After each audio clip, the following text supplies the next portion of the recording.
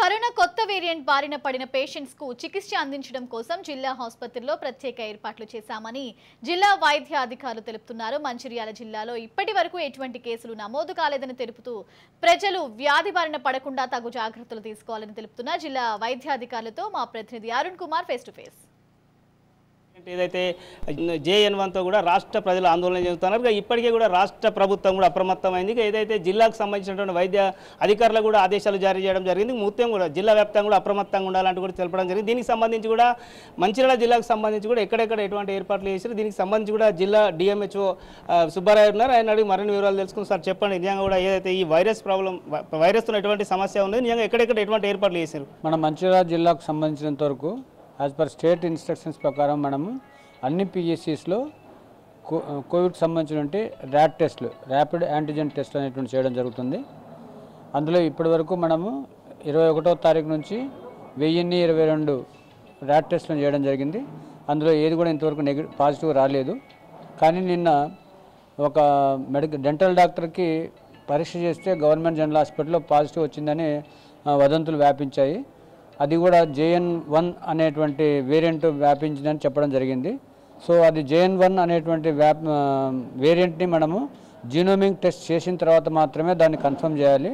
So ప్రజలందరికీ నేను చెప్పేదాని విషయం ఏంటంటే, ఒకటి PSCస్లో మీకు ఏదైనా ప్రాబ్లం ఉన్నప్పుడు, అంటే అప్పర్ రెస్పిరేటరీ ట్రాక్ట్ సంబంధించినటువంటి ఇన్ఫెక్షన్స్ కానీ లేకపోతే ఇంకేదైనా ప్రాబ్లం ఉన్నప్పుడు PSCలకు వెళ్ళేసేసి సిమ్టమాటిక్గా PSCలకు వెళ్ళేసేసి మనం ఆడ టెస్ట్ చేయించుకోవాలి. అక్కడ టెస్ట్ చేసుకుంటే ఆ ర్యాట్ టెస్ట్ అనేటువంటి చేస్తారు.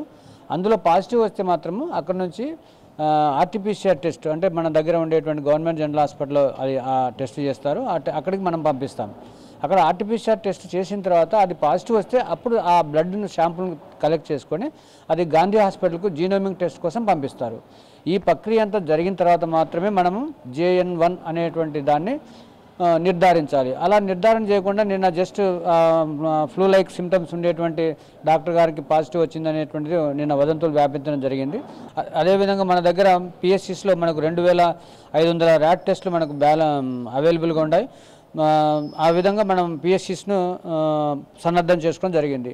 అదేవిధంగా ప్రివెన్షన్ కోసం కూడా మనము అన్ని ట్యాబ్లెట్స్ ఏదైతే పోయినసారి మనము కోవిడ్ టైంలో మనం ఎలాంటి డ్రగ్స్ అందుబాటులో ఉంచుకున్నామో అటువంటి అన్నింటిని కూడా మనము PSCస్లో అందుబాటులో ఉంచుకున్నాము.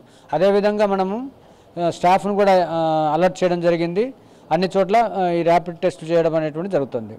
జిల్లాలో అంటే ఏదైతే కరోనా బారిన పడినటువంటి వాళ్ళకు కావచ్చు, ఎటువంటి చికిత్స అందడానికి జిల్లాకు సంబంధించి ఎక్కడెక్కడ ఏ ప్రాంతాలు అంటే మంచిర్యాల, బెల్లంపల్లి, మందమరి ఎక్కడెక్కడ ఆసుపత్రులలో ఎటువంటి సౌకర్యాలు ఏర్పాటు చేసిన, ముఖ్యంగా కూడా మంచిర్యాల జిల్లా ఆసుపత్రిలో ప్రత్యేక వాళ్ళు ఏర్పాటు చేసినారా? ఇది మన పక్కన మన సూపరింటెండెంట్ గారు ఉన్నారు, ఆయన ఆ విషయం సార్ చెప్తారు. సార్ చెప్పండి, ఏంది అసలు ఈ కరోనాకు సంబంధించి కూడా బారిన ఇట్లా వ్యాధి బారిన పడితే ఇట్లా ఎటువంటి ఏర్పాట్లు చేశారు, అంటే ప్రత్యేక వార్డులు ఏమైనా ఏర్పాటు చేసే ప్రయత్నం చేసిరా? అది కోవిడ్ వార్డులో మేల్ ఫీమేల్ సెపరేట్గా కోవిడ్ వార్డు ఏర్పాటు చేయడం జరిగింది. సుమారు 48 నార్మల్ కోవిడ్ బెడ్స్, దాంతోపాటుగా ఒక కోవిడ్ ప్రత్యేక ICU కూడా ఏర్పాటు చేయడం జరిగింది. 10 నుంచి 13 బెడ్ల వరకు ICU బెడ్స్, అన్ని ఆక్సిజన్ బెడ్స్ అవైలబుల్ ఉన్నాయి. అలాగే మాతృ శిశు కేంద్రంలో కూడా సెపరేట్ కోవిడ్ వార్డ్స్ ఏర్పాటు చేయాలి. కోవిడ్ థియేటర్ సెపరేట్గా ఏర్పాటు చేయడం జరిగింది. పబ్లిక్ ఏం ప్రికాషన్ చెప్పదలుచుకున్నారు?